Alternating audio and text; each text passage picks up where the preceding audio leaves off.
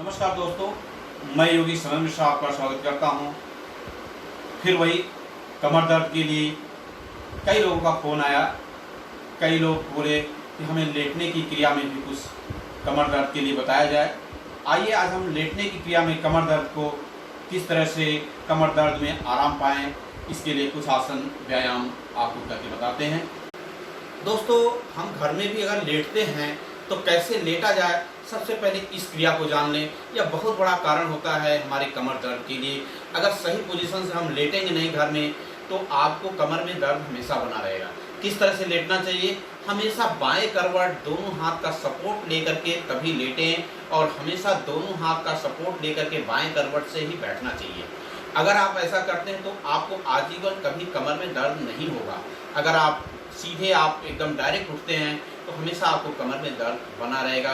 न सीधे कभी लेटे न कभी सीधे बैठें। इसको ध्यान में रखते हुए आप जीवन भर आप कमर के दर्द से आराम पाएंगे निश्चित तौर पर। चलिए, लेटने की अवस्था में सबसे पहले हम करते हैं सेतुबंधासन, जिससे नाम से विदित है सेतुबंध, यानी कि पुल बनाना, ब्रिज बनाना। तो सबसे पहले दोनों पैर को घुटने से मोड़ लेते हैं और दोनों हाथों से पैर की एड़ी को पकड़ लेते हैं। एड़ी पकड़ने के बाद आप लंबी गहरी श्वास भर करके कमर को कुछ इस तरह से उठाएंगे जितना उठा सकते हैं और कम से कम और आप 10 सेकेंड कम से कम आप इसमें रुकेंगे। कमर को ऊपर उठाए रखेंगे, श्वास रुका रहेगा। फिर श्वास छोड़ते हुए धीरे धीरे आप नीचे आ जाते हैं और धीरे धीरे पैर को फैला लेते हैं आराम से। इसके बाद आप करते हैं मरकट आसन। मरकट आसन दोनों हाथ को सीधा इस तरह से फैला लेते हैं। वैसे मरकट आसन कई तरह से होते हैं, तो पहली क्रिया में हम आपको मरकट आसन बताते हैं। फिर एक पैर को चाहे बाएं या दाहिने दोनों पैर में से एक पैर को उठाते हैं श्वास भर करके अर्धहलासन के लिए इस तरह से, और अपोजिट साइड में इस पैर को झुकाते हैं और बॉडी को एक दूसरे के अपोजिट, पैर के अपोजिट, फिर श्वास भरते हुए वापस, फिर धीरे से नीचे। इसी तरह से दोनों पैर को बारी बारी कर लेते हैं। दूसरे पैर को भी श्वास भरते हुए ऊपर ले गए, अपोजिट दिशा में नीचे, वापस श्वास भरते हुए धीरे से विश्राम।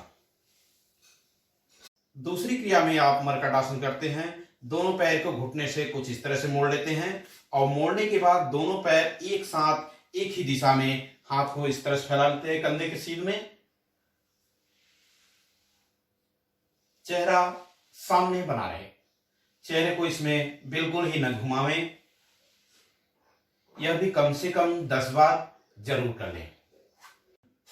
तीसरा आप मरकट आसन करते हैं। हाथ को सीधे इस तरह से फैला लेते हैं और एक पैर मोड़ करके दूसरे घुटने के जस्ट बगल में लगा लें और जो पैर फैला है उसके अपोजिट वाले घुटने से पकड़ करके श्वास छोड़ते हुए इस तरह से ट्विस्ट करें एक एक करके। फिर इसी तरह से दूसरे हाथ से दूसरे पैर को पकड़ करके जितना हो कोशिश करें वह जमीन से लगाने की। वापस अगली क्रिया में आप करते हैं चक्रासन। जो लोग चक्रासन कर सकते हैं उनको भी यह कमर दर्द के लिए बहुत ही लाभकारी होता है। सबसे पहले दोनों पैर की घुटने को कुछ इस तरह से मोड़ लेते हैं, जितना आप पैर अपनी तरफ हिप में लगा सकते हैं लगा लेते हैं और दोनों हाथ को कंधे के जस्ट बगल में हथेली कुछ इस तरह से रखें और लंबी श्वास लेते हुए कमर से उठाना चालू करें और धीरे धीरे कंधे को भी उठाएं। श्वास को भरते हुए लंबी श्वास लेते हुए कमर उठाए और कुछ इस तरह से आप और धीरे धीरे आप श्वास छोड़ते हुए वापस आ जाते हैं विश्राम की अवस्था में। आइए हम पेट की तरफ लेट करके भी कुछ आसन कर सकते हैं। पहला आसन है भुजंग आसन।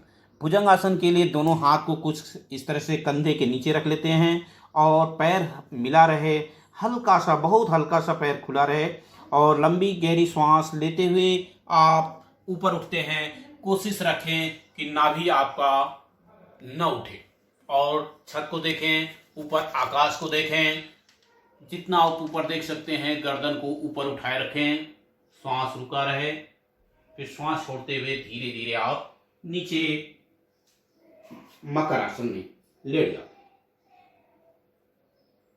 अगला आसन हम करते हैं धनुरासन। धनुरासन के लिए दोनों पैर को घुटने से मोड़ करके एक एक करके दोनों हाथ से पकड़ लेते हैं और आप लंबी गहरी श्वास लेकर के ऊपर की तरफ खींचते हैं। कुछ इस तरह से ऊपर उठा करके पैर और कंधा दोनों बराबर उठ जाएं, रोके रखें श्वास को। फिर श्वास छोड़ते हुए धीरे धीरे नीचे मकर आसन में विश्राम करते हैं।